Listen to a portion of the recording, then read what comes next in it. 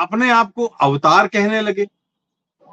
मैं अवतार, उनकी माता, आदरणीय माता जी का जब निधन हो गया, जब वो नहीं रही, तब तक उन्होंने अपने आप को अवतार नहीं बताया।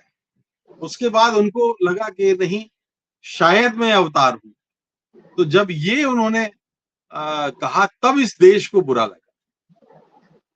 राम मंदिर का निर्माण हुआ और जब उन्होंने एक धार्मिक प्रतीक को, देखिए राम का जो अस्तित्व है राहुल, इस देश के कण कण में है।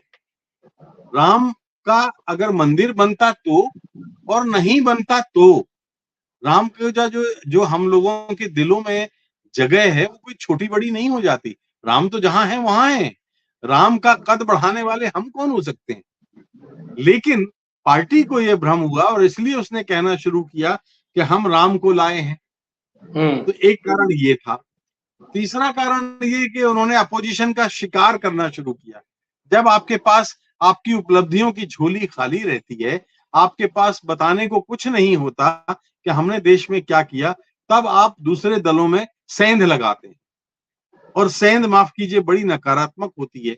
आप दूसरे दलों को बोना करके, छोटा करके आप अपनी संख्या बढ़ाएं, ये अच्छी लोकतांत्रिक परंपरा नहीं है। तो ये जो तिकड़मी राजनीति है, और रही सही बात ये थी कि जेपी नड्डा साहब ने उसमें पूरा आग में घी डाल दी।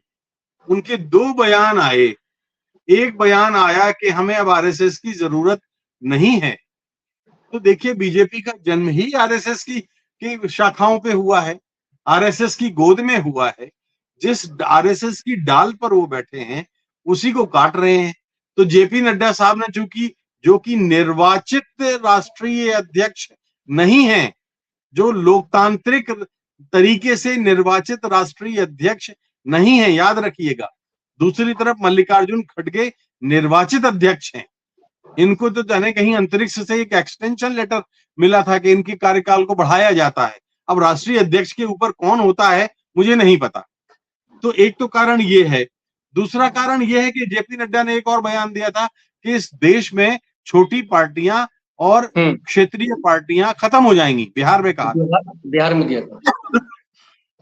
इसका मतलब ये है कि उनको इस बात का भ्रम हो गया, अहंकार हो गया पार्टी को, कि वो बिना प्रतिपक्ष के, बिना प्रादेशिक पार्टियों के, बिना विपक्ष के, बिना क्षेत्रीय दलों के, बिना आरएसएस के, भारतीय जनता पार्टी अजेय है।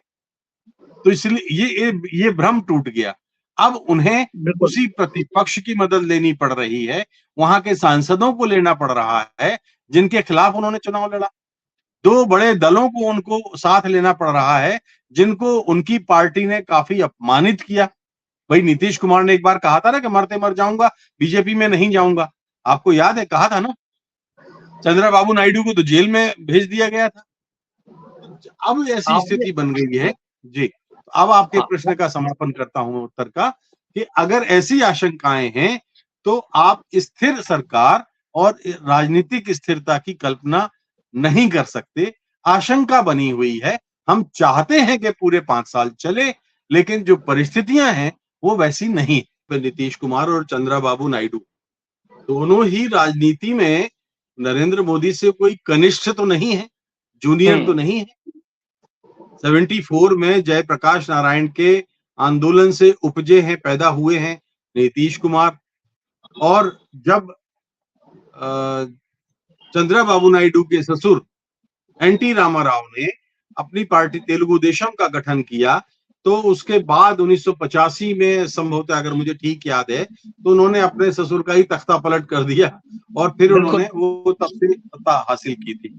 तो लेकिन दोनों लोग नरेंद्र मोदी से वरिष्ठ हैं और वो बेहतर समझते हैं कि अब उनकी प्राथमिकताएं क्या हैं। मैं उनके किसी अतीत को लेकर के ये नहीं कहना चाहता कि उन्हें भारत के लोकतंत्र की चिंता नहीं, बल्कि अपनी चिंता है। मैं तो सिर्फ इस नजरिए से कह रहा हूं कि वो इस देश का लोकतांत्रिक भविष्य निश्चित रूप से देखेंगे। उनके साथ जो अतीत में व्यवहार हुआ है भारतीय जनता पार्टी की ओर से, क्या उनको आगे चलने में ये बाधा नहीं आएगी, हम इस बात की गारंटी नहीं ले सकते।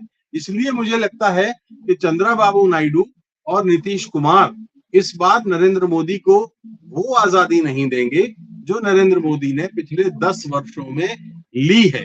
और नरेंद्र मोदी के लिए इस बार ये कार्यकाल बहुत आसान नहीं होगा। अफसोस की बात यह है कि उनका मिजाज कुछ ऐसा है, जो ये मिजाज है वो लोकतांत्रिक नहीं है।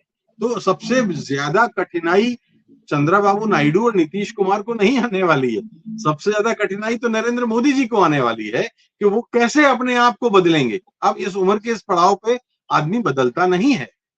बिल्कुल, ये एक चुनौती आपने बताई। दरअसल में चुनौती पर आखिरी सवाल की ओर आना चाह रहा था। तो इसके अलावा जो सबसे बड़ी चुनौती उनके सामने कौन सी होगी? वजह ये है कि टीडीपी तरफ से बयान आया कि जो हज सब्सिडी को बढ़ाया, और उसके अलावा उन्होंने कहा कि मुस्लिम आरक्षण में कहीं कोई दिक्कत नहीं है।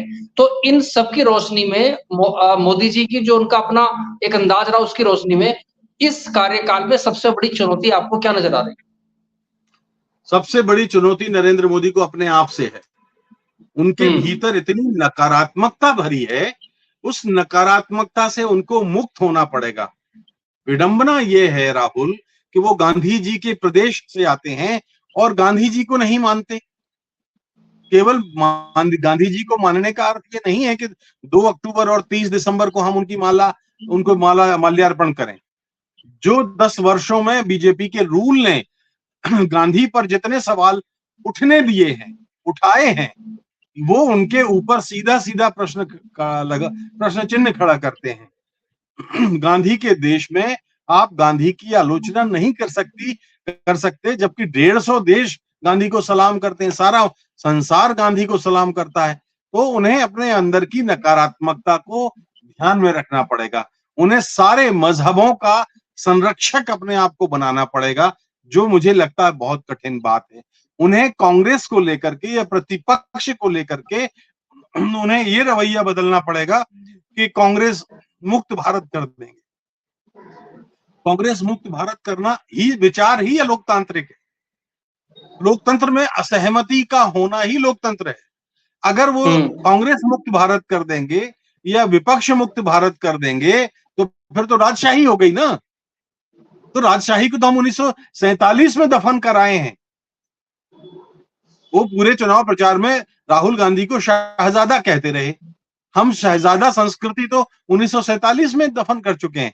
संविधान का अनुच्छेद 18 कहता है कि अब कोई शहजादा नहीं कहा जाएगा, ना ही कोई किसी को राजकुमार कहेगा, ना रानी कहेगा, ना राजा कहे, कुछ भी नहीं कहेगा। ये बात है। तो सबसे बड़ी चुनौती तो नरेंद्र मोदी के सामने खुद नरेंद्र मोदी है। जी।